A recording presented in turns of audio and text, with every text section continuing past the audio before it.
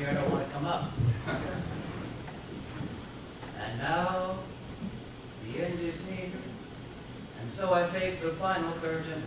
My friend, I'll say it clear, I'll state my case, of which I'm certain. The great Frank Sinatra, my way, stating his case about the end of life with certainty. And yet I rarely get to see certainty as people approach the end of life. The temptation in this type of talk is to discuss the specific ambiguities that occur when a person is actually dying. But I'm not going to do that, because we are all at the end of life. Every single day. This is all we have. So I'm going to talk about ambiguity and uncertainty, period. Because I'm sure of practically nothing. And people pay me to guide them to nowhere. Because they don't know where they're going. They're not even sure where they are or where they've been.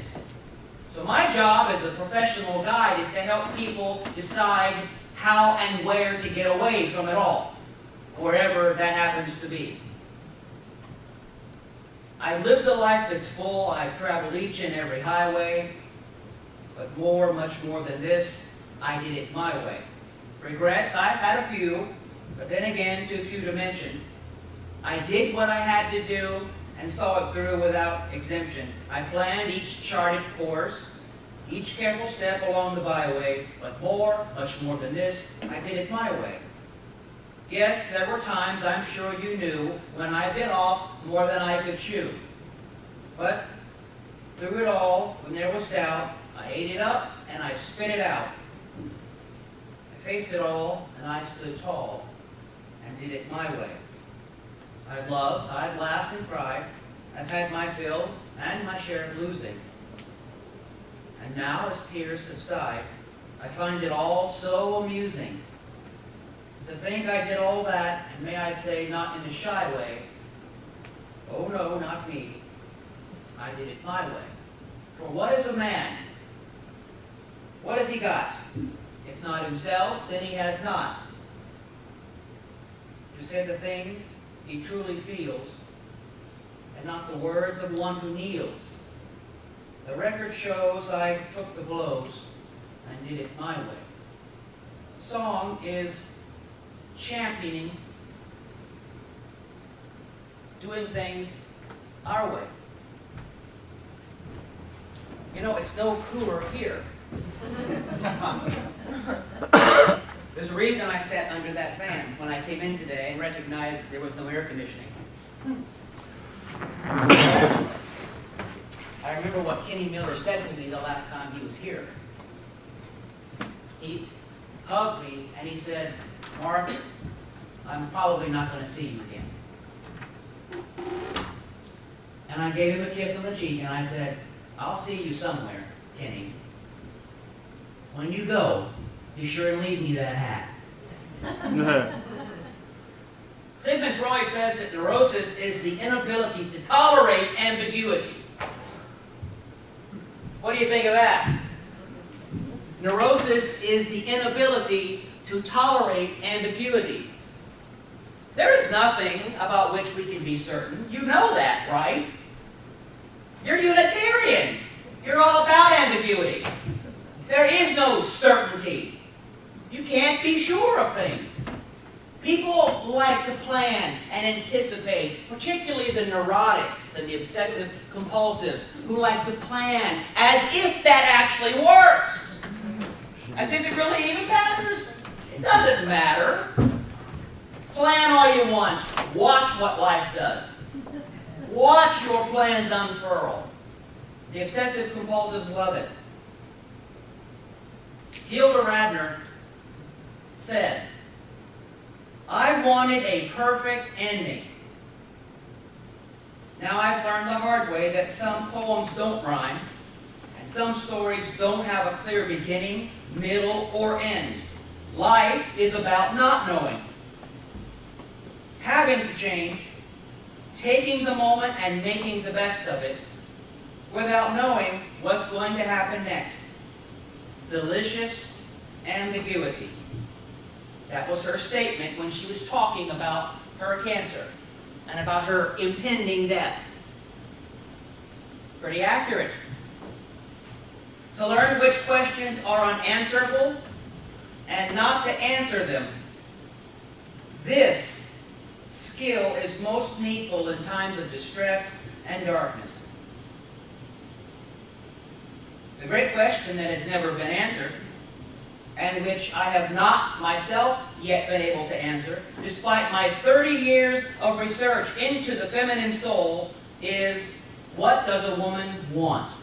Sigmund Freud. Be patient toward all that is unsolved in your heart, and try to love the questions themselves.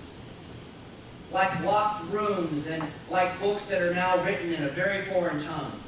Do not seek the answers now, which cannot be given to you because you would not be able to live them. The point is to live, to enjoy everything. Live the questions now. Perhaps you will then gradually, without noticing it, live a long, some distant day and find the answer. In Aesop's fables, Aesop says, I can't be friends with a man who blows hot and cold with the same breath. Do you know people like that? I know people that are hot and cold, that are lukewarm, that are all kinds of colors. They're so uncertain and just loose about everything. Indecisive. Do you know indecisive people? Can't decide? Paul Tillich says, the awareness of the ambiguity of one's highest achievements as well as one's deepest failures is a definite symptom that you have matured. Life is unclear. What do you think is going to happen at the end of life? Some believe there's a place called heaven. It's a location, and when your body dies, you go there. Some imagine in their mind, because their brain can't do it, that there's a gate, and there's a person at the gate who will either let you in or tell you not to come in. Some people hold on to this belief. They are certain that if they follow a certain path, they will gain entry into heaven. They'll point up because that's where they believe it to be. There are others that aren't sure what is coming in the afterlife. They don't know what's there. It scares them that they don't know. They want to know what's going to happen when they close their eyes and breathe their last. They need to know. They just need to know that. And they want me to tell them as if I know somehow. And I don't know. I am anxious to find out. Yes, I use the word anxious. I'm anxious a lot. How many of you have anxiety problems? Oh, yes. And when it's hot, it excels my anxiety. Right now, I have a feeling of wanting to run out the door and just leave. I'm considering drinking this to become a part of the beloved community. I am a Florida boy, but I do not like humidity. It makes me very irritable. Can you tell? When I used to have a church full time, I had a special air conditioning vent just for me. And it was freezing up there. The pianist would always complain I didn't care about her. It was about me staying cool. Because I move and I talk and I'm already sweating. And I'm feeling a great sense of ambiguity about ever coming back here again. And I'm also kidding.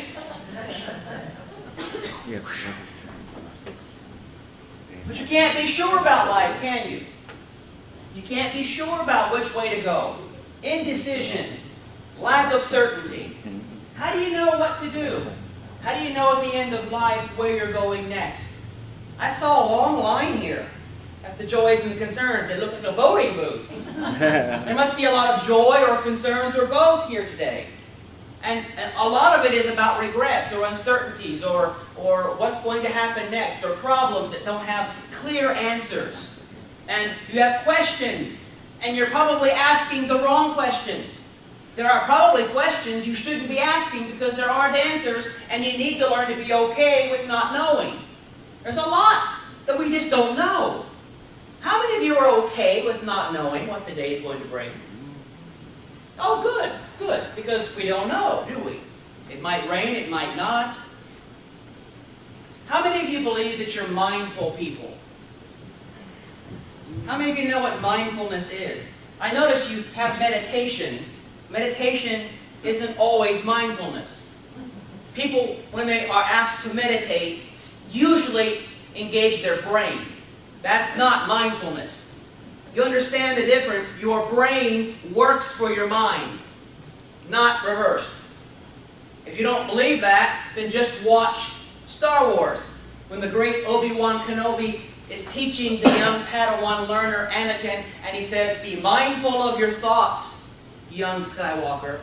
They betray you." That one line explains the dichotomy and the separation clearly between brain, thoughts, and mind, which in the case of Star Wars was the Force. Now your mind is your will, it's your volition, it's your conscience. Your brain is a firestorm of electrochemical energy and neurochemical madness. And those thoughts can be running constantly and generate all types of emotions and behaviors. But that's not your mind. Your mindfulness is your awareness of what your brain is doing to ruin your life. And you should be mindful of what your brain is doing to destroy you. Your negative patterns, your bad habits. You should never take your mind off your brain. But most people are lazy, and they let their brain run them. And this is something you'll see at the end of life, about the ambiguity of life.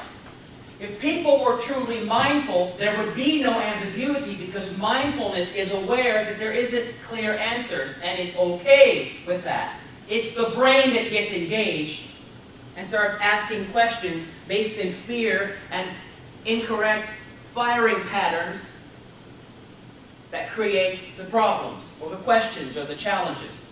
So a little in-service on the difference between a Unitarian brain and a Unitarian mind. What would a Unitarian brain look like? How would it operate? What would a Unitarian mind look like? How would that operate? Unitarians pride themselves on being open and yet principled. Is that mindfulness or brainfulness? I'm not answering the question because it's ambiguous. We're not clear about some of these things. I'm trying to poke and prod and instigate and inspire and get out of here before I die of heat exhaustion. So the idea is that at the end of life, which is every day for us, there are questions to which there aren't clear answers. But there are people who want to believe in something and hold true to something. And so there is a belief that there is a heaven that exists somewhere outside of our experience. And we'll get there once we leave our mortal coils behind.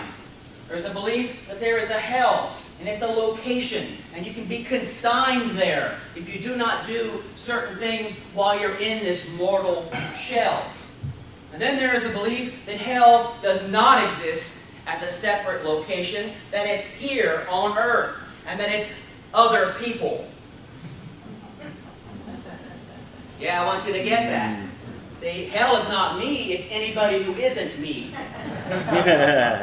Jean-Paul Sartre was once asked, "What is hell?" And he said, "Other people. Anybody who isn't me. Cogito ergo sum, I think, therefore I am," René Descartes. Basically, he was okay with his thinking, but it was everybody else that was the problem. So, is hell here? Is it somewhere else?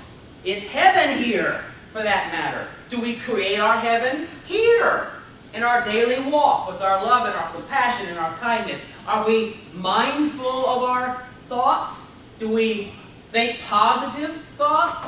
Do we look for the good in people? Or are we negative and always seeing the glass half empty? Is our heaven created? Ambiguity as we approach the end of life. Am I ready? Have I done enough?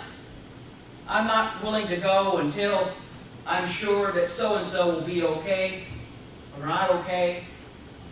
Often ambiguity at the end of life is about regrets and things we haven't done or things we have done. The people we've left behind or the people we're about to leave, are they going to be okay? Uncertainty. We don't have certainty, and yet people crave it. What's craving certainty? The brain or the mind? The brain. Because mindfulness is awareness that one needs no definite answers. Mindfulness is aware that all things resolve themselves in time and is at peace with that. But brainfulness is frightened and wants to control. And based upon what kind of brain you have and what kind of neurochemical misfires are occurring, all types of scenarios can unfold. All types of fears and scary ideas of how things will play out can completely occupy your every waking and sleeping moment. Our brains are not always our friend, but our mind is, if we're mindful. So as we think about being mindful about approaching the end of life, which is every day for all of us, we have to recognize that there are questions to which there aren't answers. It's okay to ask them, but it's even more okay to accept that there aren't clear answers and to be all right with that. Kenny was all right with that. He didn't need to know anything. I used to joke with him that if there was a heaven and he got there, he would save a spot for me. But if, in fact, he just closed his eyes and there was nothing, it would be over, he'd be okay with that too. He was very okay with whatever occurred. I did make a little pact with him, so if he could somehow reach through the veil and he actually did survive, and his soul lifted out of his body and survived in a conscious state, that there's going to be a way for him to communicate with me. And he has to use a red cardinal, and he knows exactly what to do, so I'll wait and see if it happens. And if it happens, when I come back, I'll report to you exactly what I asked that cardinal to do. I wanted him to use his spiritual energy and jump into a cardinal and do a certain thing that only Kenny would know. So let's see if it happens. I have no certainty about it, but I'm also not afraid. How many of you are afraid? One. The rest of you are just too hot to speak or move. You're afraid. How many of you are afraid of uncertainty? 1, 2, the same 2. Oh, 3, 4, I got more. How many of you are at peace with how things are? 1, 2, 3. More of you. You're at peace with what is.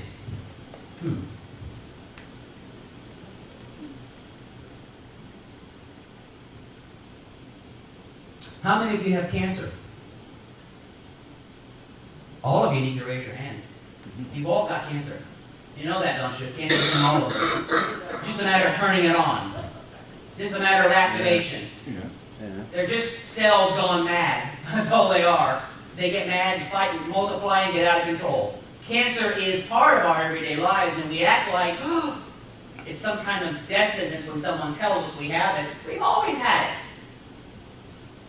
Death, life, it's all the same. And so, instead of dwelling on the specific ambiguities that occur at the end of life, meaning the last breath or two, let's think about being mindful about every day of our lives. Thank you for letting me talk to you. Thank you for letting me lose half a pound while I did something. Better charge you. No charge for that.